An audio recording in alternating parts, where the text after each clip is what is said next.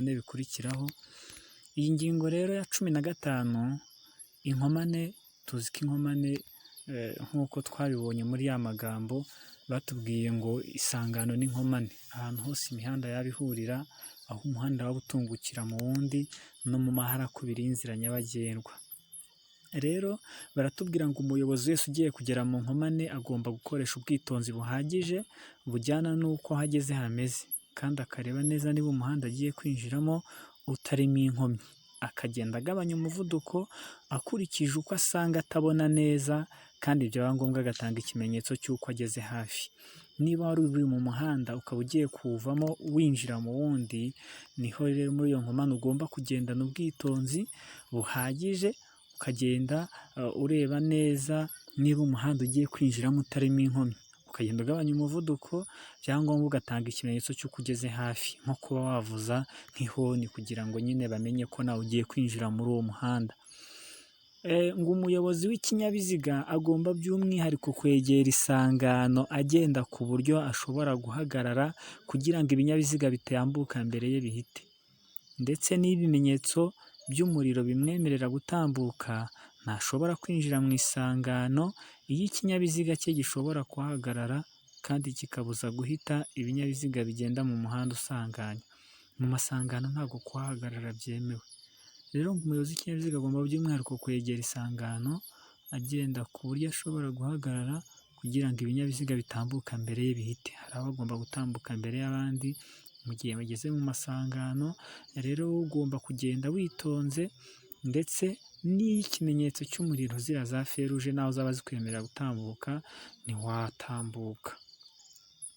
Rero ngo n'iyo ikimenyetso cyangwa se ibimenyetso by'umuriro bimwemerera gutambuka, ntashobora kwinjira mu isangano iyo ikinyabiziga cye gishobora kuhahagarara kandi kikabuza guhita ibinyabiziga bigenda mu muhanda usanganya. Ubundi mu masangano kuhahagarara ntibyemewe, ntabwo amasangano bayahagararamo. Hepfo kabiri, ngo umuyobozi wese uvuye mu nzira nyabagendwa ifite ibyerekezo bibiri akaba ashaka kwinjira mu yindi y'icyerekezo kimwe, agomba kureka ibinyabiziga bigendamo bigatambuka. Birumvikana, niba uvuye mu nzira nyabagendwa ifite ibyerekezo bibiri ukaba ushaka kwinjira mu yindi y'icyerekezo kimwe, uba ugomba kureka ibinyabiziga byagendaga muri iyo nzira bikabanza bigatambuka. Umuyobozi wese uvuye mu nzira nyabagendwa idafite umuhanda wa kaburimbo cyangwa ukozwe nk'urimo kaburimbo, akaba yinjira mu yindi nzira ya kaburimbo n'ibimeze nkayo, agomba kureka ibinyabiziga bigenda muri iyo nzira bikabanza bigatambuka. Niba uvuye mu nzira y'igitaka ukaba ugiye kwinjira muri kaburimbo, uzarebe kenshi na kenshi ukabanza ugahagarara, ni nako bitegetswe, kugira ngo ureke ibinyabiziga bigendaga muri iyo kaburimbo bibanze bitambuke. Kane, ngo umuyobozi wese uvuye mu kayira cyangwa mu nzira y'igitaka akaba ajya mu nzira nyabagendwa itari akayira nibe n'inzira y'igitaka, aba agomba kureka ibinyabiziga bigenda muri iyo nzira nyabagendwa bigatambuka. Ni ukuvuga ngo uvuye mu kayira ugiye mu nzira y'igitaka. Hano nutega amatwi ukumva neza ukuntu bimeze, iyo uvuye mu nzira ntoya ujyamo uyirusha agaciro, tuvuye mu nzira z'igitaka tugiye muri kaburimbo, urabanza ureke igenda muri kaburimbo bibanze bitambuke. Uvuye mu kayira ugiye mu nzira y'igitaka, urabanza ureke igendaga mu nzira y'igitaka bibanze bitambuke. Ngo umuyobozi wese uvuye ahantu hahana imbibi n'inzira nyabagendwa agiye kwinjiramo, agomba kureka ibinyabiziga bigendamo bigatambuka. Iyo bavuze ahantu hahana imbibi n'inzira nyabagendwa, ni nka kurya uba uvuye iwawe ugiye kwinjira mu muhanda, uvuye ku mbuga iwawe ugiye kwinjira mu muhanda, aho iwawe niho hantu hahana imbibi n'inzira nyabagendwa. Rero ngo uba ugomba kureka ibinyabiziga bigenda muri inzira nyabagendwa bikabanza bigatambuka. 16, ngo umuyobozi wese agomba kureka ibinyabiziga bituruka mu kuboko kwe kw'iburyo bigatambuka, keretse iyo ari mu isangano aho agomba kubahiriza amategeko yo gutambuka mbere yerekanwa n'ibimenyetso B1 na B2 tuzabireba, cyangwa se yerekanwa n'ibimenyetso by'amatara. Noneho baratubwira ngo utegetswe kureka abandi bagahita ntashobora gukomeza urugendo atari uko abona adashobora guteza impanuka, agereranije n'uko ibindi binyabiziga biri mu muhanda bimuri kure n'umuvuduko bifite. Hano niyo bavuze ngo ureke uri mu kuboko kwawe kw'iburyo akabanza agatambuka, ubona abantu bahuriye mu masangano biriya twita amarompuwe, urareka uw'iburyo bwawe abanza atambuka ubona aho unyura, kugira ngo kuko tuzi ko tunyura iburyo, niba uri mu muhanda uturuka tuvuge nuko atari ko biteye, ari nk'amasangano aho intara zose zihurira uko ari enye, aho intara enye zihurira, ni ukuvuga ngo uvuye mu ntara imwe urareka uturuka mu kindi gice cy'indi ntara abanza atambuke, niba iyo ntara iherereye iburyo bwawe, cyangwa se reba nk'abantu bahagaze bakoze uruziga barebana ari bane, urareka uw'iburyo bwawe abanza atambuke, ugenda umukurikira n'uwo hirya gutyo, kuko tuzi ko umuntu anyura iburyo, ureka uw'iburyo bwawe akabanza agatambuka, mukabasha kuzenguruka nyine muri ayo masangano. Noneho hepfo ngo ikindi ngo ugomba gukomeza urugendo ari uko ubona udashobora gutera abandi impanuka. Nibyo, ntabwo wapfa kugenda ubona utateza abandi impanuka ukurikije aho bari n'umuvuduko bafite. Ngo umuyobozi ugiye kwinjira mu isangano aho bagomba kuzenguruka agomba kureka ibinyabiziga byagezemo bikabanza bikahatambuka. Twabonye ko mu isangano batahahagarara, rero iyo ugiye kwinjira mu isangano aho muzenguruka ugomba kureka ibinyabiziga byagezemo bikabanza bigatambuka. 3, umuyobozi wese ugeze mu masangano aho ibinyabiziga biyoborwa n'ibimenyetso by'umuriro agomba kuva muri iryo sangano adategereje ko kugenda mu cyerekezo aganamo byemerwa, ariko akabikora ku buryo atabera inkomyi ibindi binyabiziga bigana mu cyerekezo cyemerewe kugendwamo. Ni ukuvuga ngo ugeze mu masangano urahageze ni nijoro, urabona nta bindi binyabiziga bihari, nta bantu bangamiye, yewe n'aho itara ritukura ariryo ryaba ryaka ushobora gutambuka. Niba ubona utabangamiye abaturuka mu byerekezo byemerewe kugendwamo ushobora gutambuka n'aho ibimenyetso by'umuriro byaba bitakwemerera. Noneho iyo tugeze kuri 17 niho batubwira imiyoborere. Kuri 17 batubwira imiyoborere.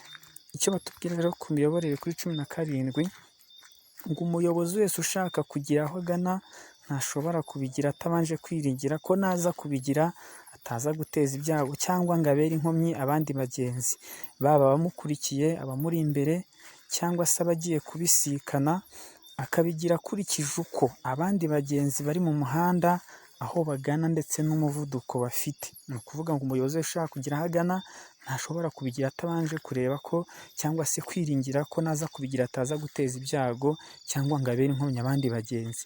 Niba ari abantu bagukurikiye, niba ugiye guhindura icyerekezo ugana iburyo cyangwa ibumoso, niba ari abagiye kubisikana nawe, mbese ikintu cyose ukorera mu muhanda ugomba kukigirana ubwitonzi ndetse ukareba ko utari bubangamire abandi musangiye umuhanda muri uwo mugendamo.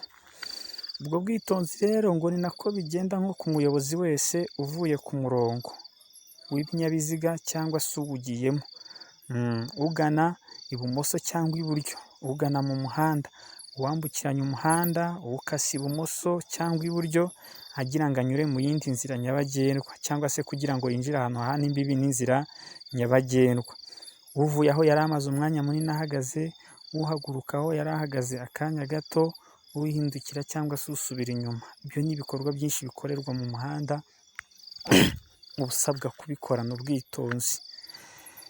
Hepfo rero ngo mbere yo gukata cyangwa kujya ku ruhande rw'umuhanda, umuyobozi wese agomba mbere y'igihe kubigaragaza ku buryo budashidikanywa akoresheje indangacyerekezo cyangwa se ibirangacyerekezo by'ikinyabiziga cye, cyangwa se byaba bidakora byamushobokera akabyerekanisha ukuboko.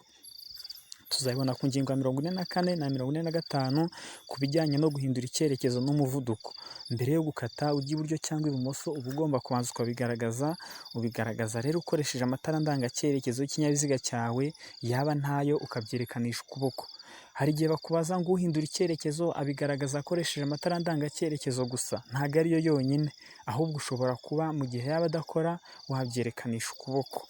Noneho icyo kimenyetso gitanzwe kigomba gukomeza kwerekanwa mu gihe cyose ikinyabiziga kikiyoborwa, ntigikomeza kwerekanwa iyo imiyoborere irangiye. Niba ugaragaje ko ugiye gukatira ibumoso, hakatire, numara kuhakatira nicyo gikorwa wari ukora, cya kinyoteri cyangwa se rya tara ndangacyerekezo urikuremo. Atari bimwe ngo n'umumotari cyangwa se umuyobozi w'imodoka akagenda ukabona arenze ibirometero 5 acanye cya kinyoteri, biriya ni amakosa. 18 ari naho turi busoreze isomo rya none, ngo mu nsisiro turahibuka ko ari ahantu hari amazu menshi afatanye ku ruhande rw'inzira nyabagendwa, amazu yegeranye cyangwa se afatanye ku ruhande rw'inzira nyabagendwa, cyangwa se hari ibyapa bigaragaza ko koko aho hantu ari mu nsisiro. Niba rero hari amazu menshi bigaragare ko hatuye n'abantu benshi, hari ubwitonzi rero bagiye kutubwira hano tugomba kugira, ngo mu nsisiro kugira ngo ibinyabiziga bisanzwe bitwarira hamwe abantu bigende neza, abayobozi b'ibindi binyabiziga bagomba kugenda buhoro ndetse byaba ngombwa bagahagarara akanya gato kugira ngo ibyo binyabiziga bitwarira hamwe abantu bishobore kongera kugenda bihaguruka aho bigomba guhagarara. Tuvuge mu nsisiro, imodoka itwarira abantu hamwe ishobora guhagarara ishyiramo abantu, igahaguruka yagera hirya igahagarara igakuramo abandi. Rero uko kuguma ihaguruka mu nsisiro, itegeko ryatanzwe aha ni ukugira ngo ibindi binyabiziga bitari bitwarira abantu hamwe bigende buhoro, bibe ngombwa binahagarara akanya gato kugira ngo ibyo bitwarira hamwe abantu bishobore guhaguruka byongera bihagarara aho bishyiramo cyangwa se bikuramo abantu aho mu nsisiro. Hepfo bakavuga ngo iri tegeko ritanzwe haruguru rero ry'uko ibindi binyabiziga byagahaye umwanya ibitwarira abantu hamwe, iryo tegeko ritanzwe mu gika kibanza ntacyo rihindura ku itegeko rireba abayobozi b'ibinyabiziga bitwarira hamwe abantu ku byerekeye ubwitonzi buhagije bwo kwirinda impanuka iyo ari yo yose, iyo bamaze kugaragaza ko bashaka kongera kugenda bakoresheje ibiranga cyerekezo. Ni ukuvuga ngo nubwo bahawe uburenganzira busesuye n'ibindi binyabiziga byahagaze bikabareka, abatwara ibinyabiziga bitwarira abantu hamwe barasabwa kuza kugira ubwitonzi mu gihe cyose bagaragaje ko bagiye gukomeza urugendo, hato bataza guhaguruka bimwe byari byabahaye inzira nabyo bihagurutse bakaba bagongana. Ni ukuvuga ngo itegeko ritanzwe mu gika kibanza ntacyo rihindura ku itegeko rireba abayobozi b'ibinyabiziga bitwarira abantu hamwe ku byerekeye ubwitonzi buhagije bwo kwirinda impanuka iyo ari yo yose, iyo bamaze kugaragaza ko bashaka kongera kugenda bakoresheje ibiranga cyerekezo. Igihe wagaragaje ko ushaka guhaguruka waba uhagaze ugenda nk'uko twabibonye haruguru, ugomba kubigirana ubwitonzi. Ni ukuvuga ngo ibyo ni byo tubonye ku miyoborere, ariko nanone ingingo ikurikira ya 19 tuzakomeza tureba ibyerekeranye no kubisikana no kunyuranaho, nayo ni imiyoborere mu nzira nyabagendwa. Ariko kuri uyu mwanya dushoreje ku ngingo ya 18, mbashimira. Uri bugire ikibazo araza kubaza uko dusanzwe tubigenza. Mukomeze mugire ibihe byiza. Ni mwarimu wanyu Maxime Kayumba, ndabakunda cyane. Mugire ibihe byiza, Imana ibahe umugisha.